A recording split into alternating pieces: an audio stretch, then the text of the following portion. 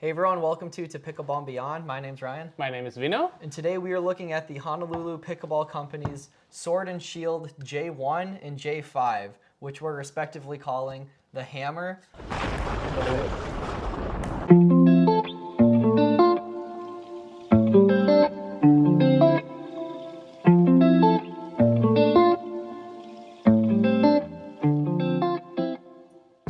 So Vino, tell us your initial thoughts on these two paddles. I mean, right off the bat, they feel premium paddles, right? Fully thermoformed, great design. I like the simplicity to it. Yeah, it's a nice, simple design, but the Sword and Shield logos on them both look super clean. You have the cutout. I like the grip as well. I like the feel of it because it is fully thermoformed. Like even when you hold it, you know, it feels nice. Cleanable. Very easy to clean. You just rub it off and it just cleans off very nicely. So it is that raw carbon fiber T700 Touray. Let's touch a little bit about the dimensions as well.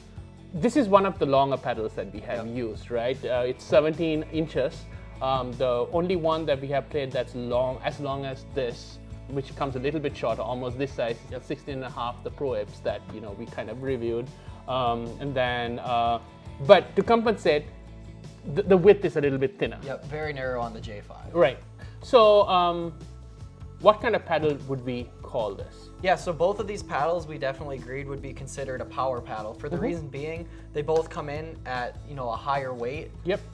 Both of them are in the elongated shape, especially the J5. That's in its own world where it's super elongated. Right. Yep. And with the cutout that adds to some of you can generate a little more power as right. well. Since this is a power paddle, and we definitely know these two are power paddles, let's talk a little bit on how it feels.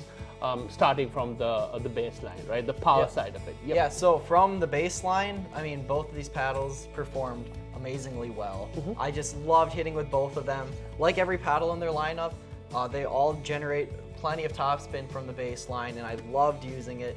It felt super well balanced in the hand. It's not like it was overly head heavy or like I felt like I could get plenty of pace on the ball every time I was hitting. And both of these are 16 millimeter paddles, and we have actually had and played around with some of these cutout power paddles. This we know is one of like the most power hitting paddle, the Selkirk Invicta, right?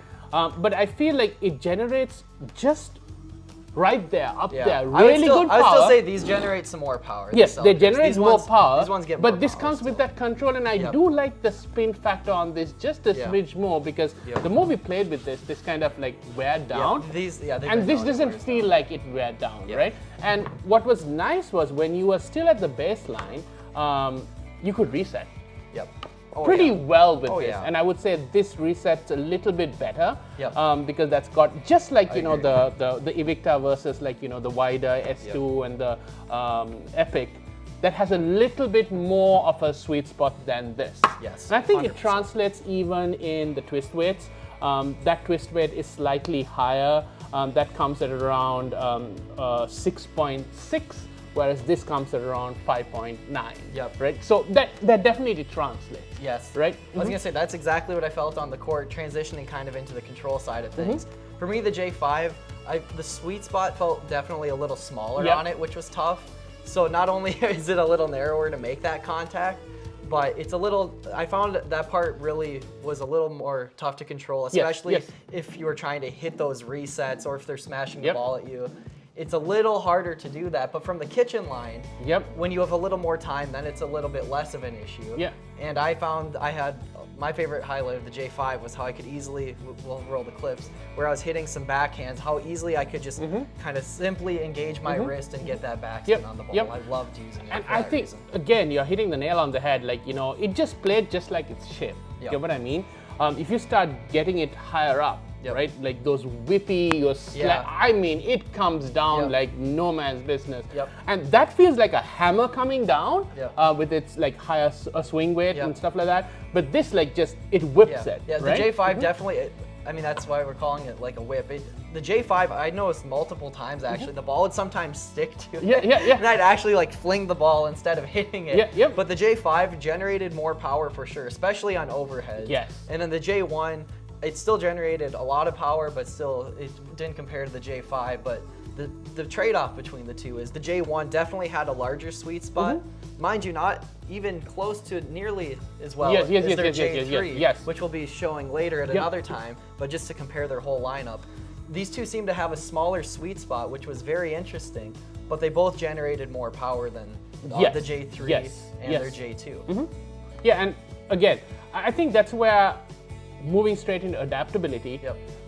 If you come from like a badminton or a tennis or something like that, I mean, where you can feel hitting regularly on a higher sweet spot, it comes. You can naturally, move into it.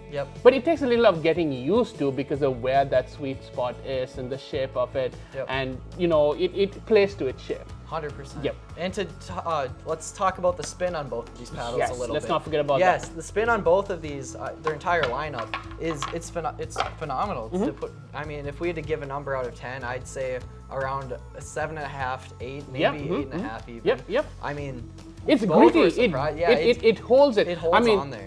Like some of the serves that we hit, right? This got so much of grip and turn and dip. The J5 was the most interesting of this lineup. I think you got even more spin just because of how long of a lever you had. It's just it would just really grip and rip off. There. So fast serves with the spin, slow serves with the spin, it performed really well, right? And I think for me, the other one that I did want to kind of compare slightly with was the Project 003, the Evicta, where it's a much thicker paddle and you have that extra control, and when you do those slow cuts, it really grips and turns. And just like the one that you said, like your backhand, it really held it, it gripped it, it turned it. So again, very similar between both. Get what I mean? This just a smidge more. Right? And in their lineup, I think that's the beauty of it. They've got something for each. We will soon kind of demo the other two as well, right? As far as like power goes, right? For me, it kind of goes in that order. Goes right in this order, with the J5 being the most power, then the J1 to the J2 to the J3. And just the opposite when it comes to control, right? That's being the most control. For me, we will review this. That was the most balanced, the J2. Let's talk a little bit about prices. So the J1 and J5 currently have an MSRP of $185 on them.